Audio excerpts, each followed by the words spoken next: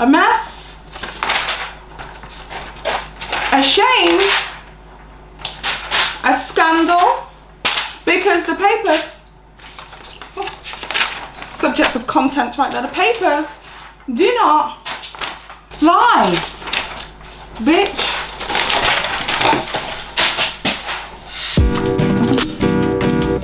What?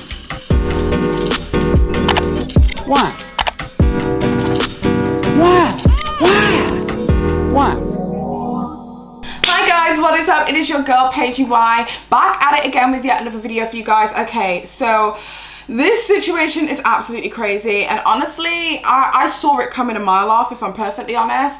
Maybe not necessarily like the court case that's going on and who would be involved in the court case, but more so I knew exactly that it was only going to be a small amount of time until Tati Westbrook's true colors would be shown. A lot of people had a lot of beef with me, especially in the past Dramageddon, when I basically said that I felt like Tati Westbrook was a victim complex, virtue signaling wolf in sheep's clothing, and I said that at her big age she should know to do better. And a lot of people turned around and said, Paige, that's ageism. That's so ageist of you to say. Why would you say at your big age? I mean, at your big age, anybody who is over the age of 18 should know better than to constantly do some of the stuff that it is that she constantly is doing. She can't hide under the guise that she was young and dumb and stupid like some of these other kids. She's a grown adult, and I expect a grown adult to do grown adult things. And then people were turning around and saying stuff to me like, oh, but Paige,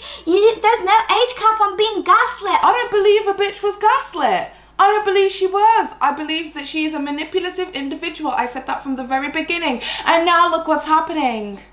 Everything that I said is coming to fruition, and people are doubting the morality and the ethics of Miss Tati Westbrook, and it's about time. With that being said, today's video is sponsored as per usual. It is sponsored by my long-term sponsor, Juvia's Place. Today I did this fantastic look, which also I actually did on Twitch. So if you guys want to follow me on Twitch, I stream 4 days a week, 3 to 4 days a week, but I actually did this look on Twitch. So if you like the way that I look and you want to see me and how it is that I create these fantastical magical looks, then definitely go and follow me on Twitch.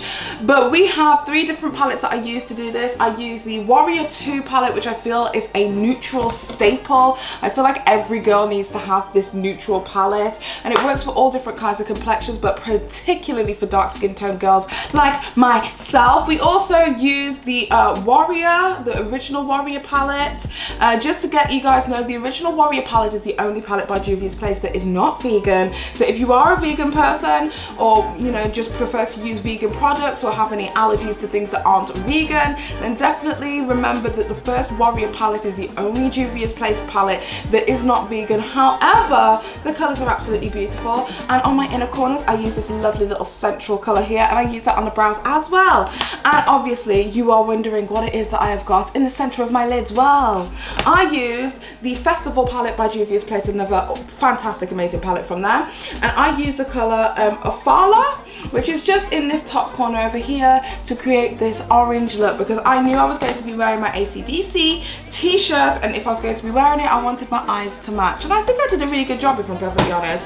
So basically you can find all of these palettes on Juvia's Place currently. Also, if you didn't know, the Wahala palette, Wahala means drama, actually came back in stock. This was a palette that sold out incredibly quickly, and I couldn't get my hands on it even in PR. So as soon as that palette became back in stock again, I obviously bought it. But also Trend Mood have found out that Juvia's Place are actually coming out with a second palette, which is the Wahala 2, which is absolutely stunning, and I cannot wait to get my hands on it. So if you would like any of the palettes it is that I have mentioned to create this look, as well as the Wahala palette, because drama, we're all about drama over here, definitely go over to www.juviasplace.com, and also you can use my code PETTY, that's P-E-T-T-Y, that's code PETTY, P-E-T-T-Y, in order to get 10% off your purchase. I'd greatly appreciate it. It is not an affiliate code, but we are hoping to get there soon.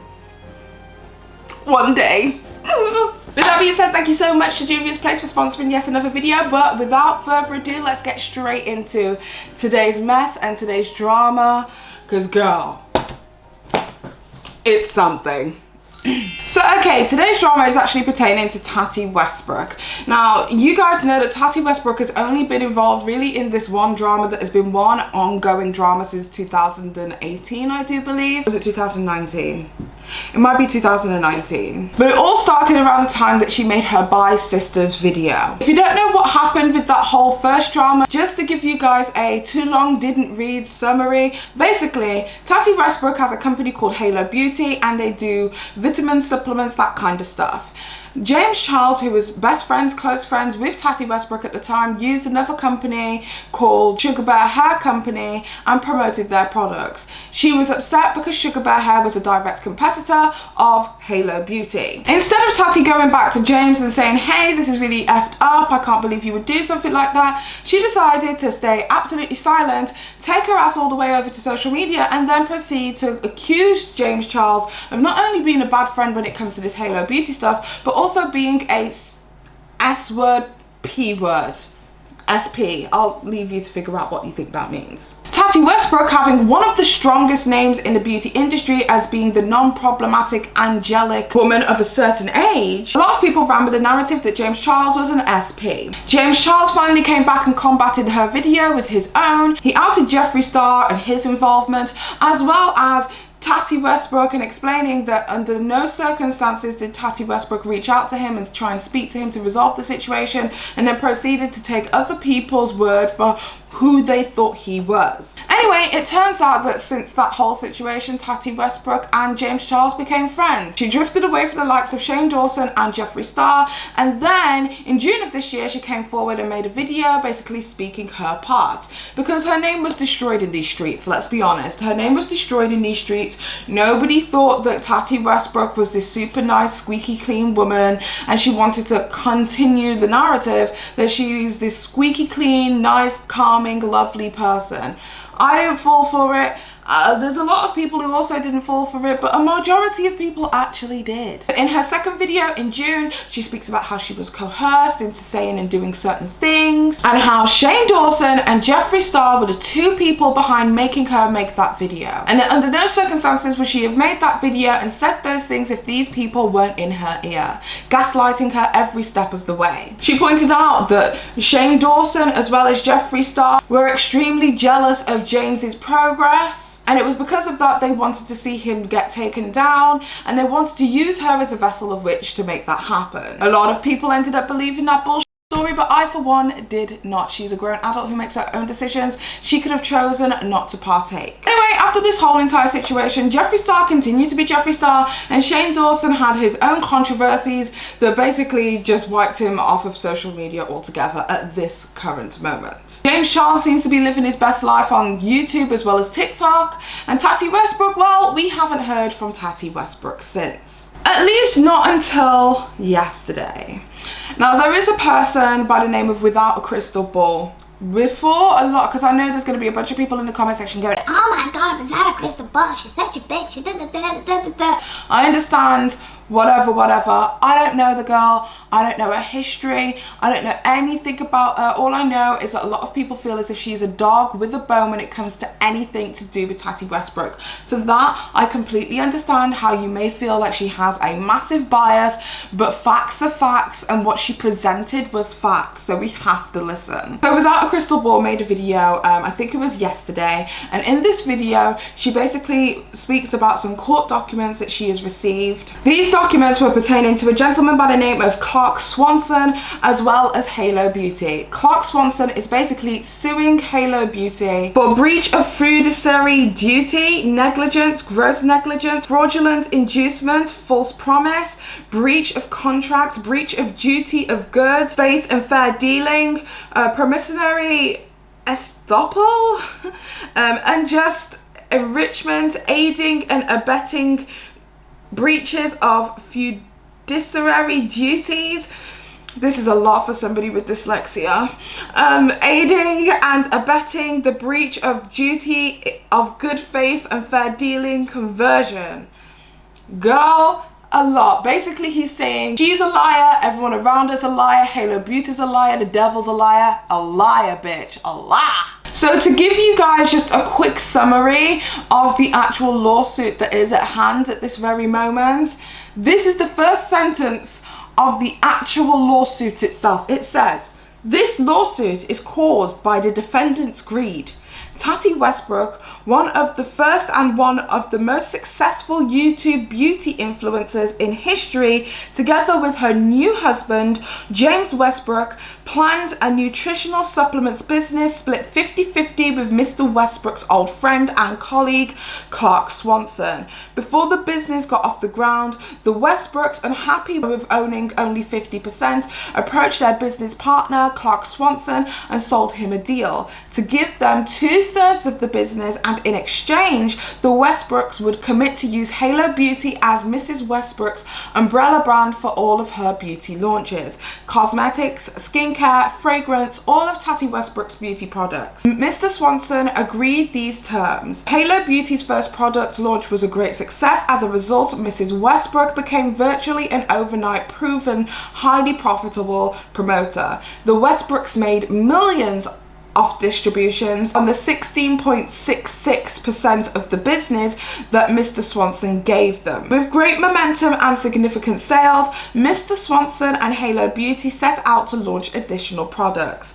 The Westbrooks, however, got greedy, and instead of honouring their agreement with Mr. Swanson and honouring their fiduciary duties to Halo Beauty, the Westbrooks cut a separate deal to launch a cosmetics product, a colour palette, without Mr. Swanson and Halo Beauty. Future launches in makeup, cosmetic accessories and fragrances were also planned separately and without Mr. Swanson or Halo Beauty participating. As a result, Mr. Swanson and Halo Beauty have been robbed of the benefits of the agreement with the Westbrooks, and the Westbrooks continue to profit from an agreement they never honoured.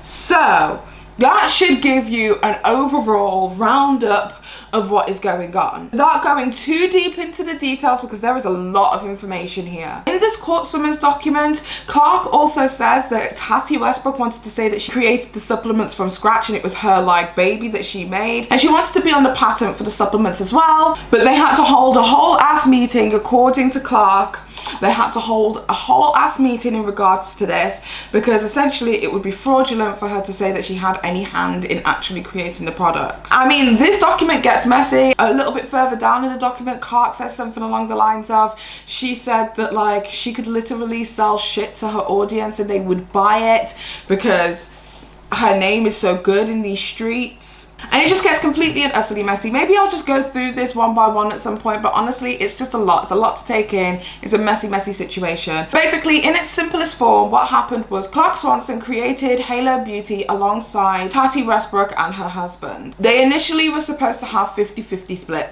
50% going to Tati Westbrook and her husband, the other 50% going to Clark Swanson. However, what Tati Westbrook actually ended up doing was toting around her influence. Basically said that she had influencer friends who would promote her product, that she knows some of the most influential people, and even details this one situation where Jeffree Star had spoken to her and basically said that he was offered over $200,000 in order to promote Sugar Bear Hair Company. And at that point, she told all of her friends that she was going to be creating a competing product and not to accept anything from Sugar Bear Hair Company. So all of them and the friends all declined Sugar Bear Hair Company sponsorships. And basically toted around that her name was so big that she could even get these people to like stop working with competitors. So when it came down to Tati Westbrook and Co., which is what I'm gonna call her husband, I don't know. But when it comes down to Tati Westbrook and Co. wanting a little bit more of the business, they toted around that her influence was going to be the thing that did the selling. Her influence was the kind of influence that could stop people from working with certain people. Her influence is the kind of influence that all of her friends who had 10 million, 13 million, 15 million subscribers love her so much that they would actually promote her products across YouTube and across all of these various different platforms. But obviously influence alone wasn't going to be the thing that sold it. So in order to sell it further, basically Tati and Co said that they would use Halo Beauty as the umbrella company for all subsequent other launches. A moisturizer or makeup, those are just kind of like icing on the cake, and I promise we will get there. I do want to grow as a brand. I have a lot in mind with where I want to go. Meaning cosmetics, meaning skincare, meaning fragrances, anything in the beauty realm that was surrounding Tati, they would launch everything under. And for that reason, Clark Swanson then decided to give them an additional 16.66% of the business, making them have 2/3 of the business and only him having 1/3. They basically have the majority of the business at this point. Also have to bear in mind as well that Clark Swanson actually is the person with the neuroceutical background, and that Tati Westbrook and her husband own the majority of the business, even though it's really him who's the backbone of everything that is Halo Beauty. Halo Beauty simply just couldn't have happened without him. But as we all know, Tati Westbrook didn't launch Tati Beauty under the Halo Beauty umbrella. She launched it completely separately, and she launched it with a completely separate company, meaning that Clark Swanson couldn't make any further money from Halo Beauty outside of the supplements. Allegedly, Tati Westbrook also has plans to launch a fragrance line, and that's supposed to be coming out shortly. And once again, she's done it through another company and not done it under the umbrella of Halo Beauty. And basically, that's what he's suing for. That's what he's suing for. That's what he's upset about. And honestly, rightly so. Okay, so just to put this into perspective, I've related it back to me, and I know you guys are sick of me talking about myself, but I'm just going to do what I need to do in order to explain this and make it make sense to me. Okay, so basically, you guys know that I have Dramatic Boutique.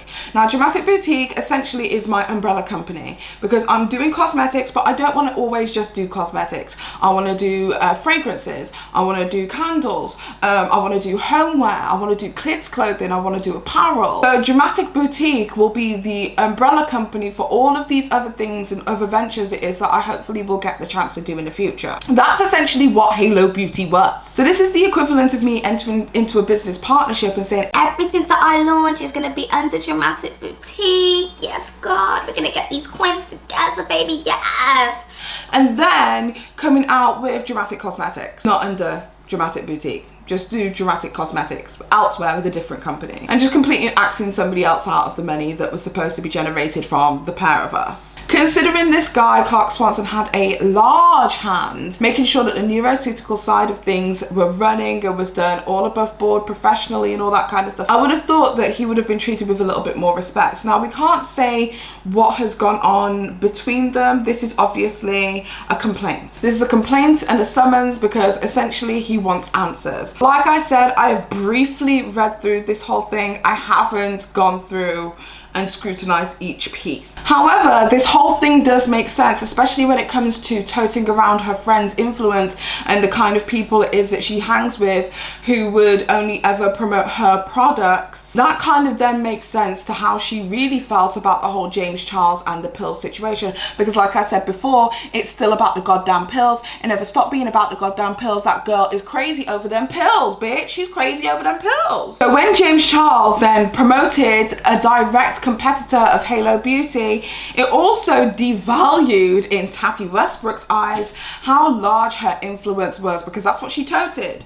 That's what she toted around as the thing that was going to be the best selling point, is who she knew. Which is really funny thinking about it now, because some of the people who she knew don't even f with the girl anymore. They don't even f with you, Tati. Now, the part that really gets me like, okay, is that I know through some very special sources that Tati Westbrook is literally going to every drama channel, every drama page, anybody of a certain level of influence, and basically sending them messages not to make a video on this situation, and is saying stuff like she is in fear of her life. She also said that she was handling it legally, and I'm like, if you're handling it legally, sis, then you don't need to say shit. Legally speaking, you should be staying quiet, right?